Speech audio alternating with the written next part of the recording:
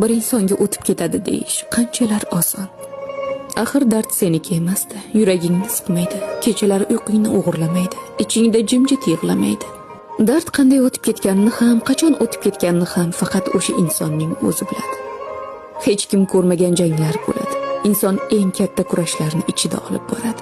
Odamlar orasida yurgan paytida ham, yolg'iz qolgan daqiqalarda ham u janglarda na qarsak bo'ladi, na guvoh, faqat sabr. Ba'zi dardlar ketmaydi, ular jimib qoladi, ichkariga suriladi, yurakning eng chekka joyiga joylashadi.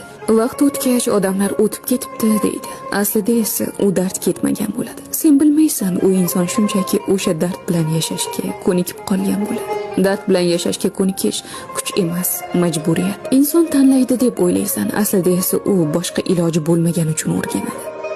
Shu bois dardni anglamasdan baholama.